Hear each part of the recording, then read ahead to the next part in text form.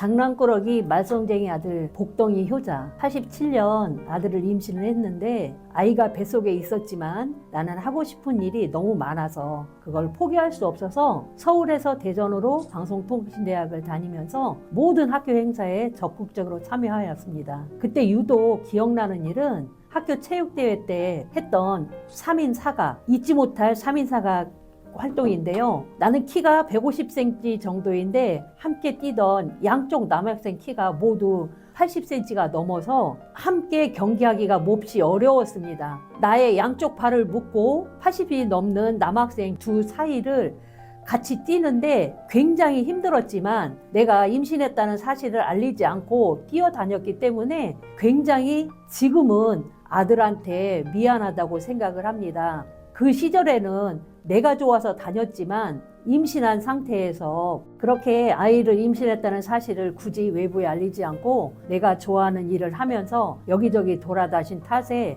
아이의 태교에 소홀했다는 생각이 이제서야 듭니다. 그때는 태교에 대해 지금처럼 많이 알려져 있지 않기도 했지만 아이가 뱃속에 있을 때 엄마가 아이를 생각하면서 차분하게 지내면 아이의 성격 형성에 영향을 줄 수 있다는 것을 그땐 정말 몰랐습니다. 그리고 아이가 어린 시절에 양육자와 유대관계를 잘 맺는 것이 중요하다는 사실도 잘 몰랐습니다. 나는 바깥에서 관심이 많았고 이루고 싶은 꿈도 있었기에 지금은 아이와 잠시 떨어져 있거나 우는 아이를 떼어놓고 있는 일을 나가기도 했습니다. 아이를 낳고 13개월 때쯤에는 안동에 계시는 시어머니께 아이를 맡기고 서울로 올라와서 공제공장을 다니다가 어떤 분의 권유로 청담동에 있는 조달청 연금 매장에 유아용품 코너를 인수받아 2년 정도 운영도 했습니다. 어린이집을 운영해보고 싶은 꿈이 있어서 매장 장사가 끝나기 전에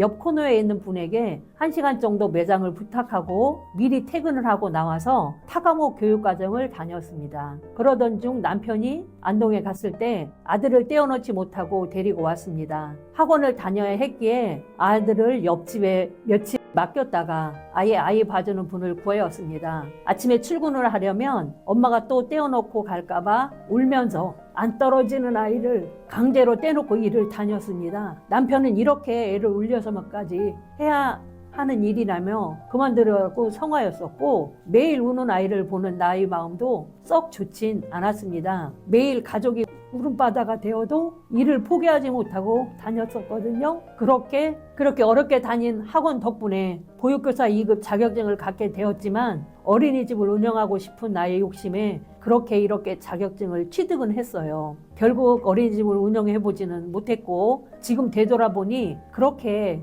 아들을 힘들게 했었어요. 지금 생각해보면 어린 시절 아들은 장난꾸러기 말썽쟁이 아들이었지요. 아들이 유치원에 다닐 때 항상 선생님께 죄송하다는 말을 달고 살았습니다. 아들이 국민학교에 입학하고서도 마찬가지였습니다. 담임 선생님께서 창수가 친구들을 괴롭혀서 제가 매일매일 힘드네요 라고 하실 때마다 뭐라고 드릴 말씀이 없었습니다. 경제적으로 넉넉한 것은 아니었기에 돈 봉투도 드릴 수 없었고요.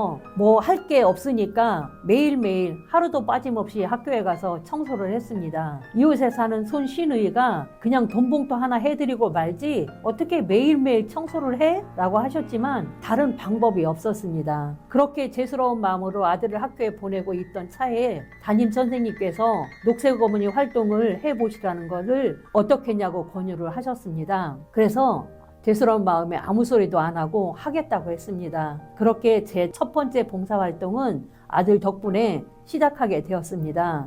어릴 땐 장난꾸러기 말썽쟁이 아들이었지만 지금은 복덩이 효자입니다. 장성한 아들은 저의 마음을 살피고 무엇인가 더 필요한 것이 없는지 자주 여쭙기도 하고 저를 혼내는 딸과는 달리 저에게 다정한 말로 잘해주고요. 그래서 이제는 복덩이 효자라고 부릅니다.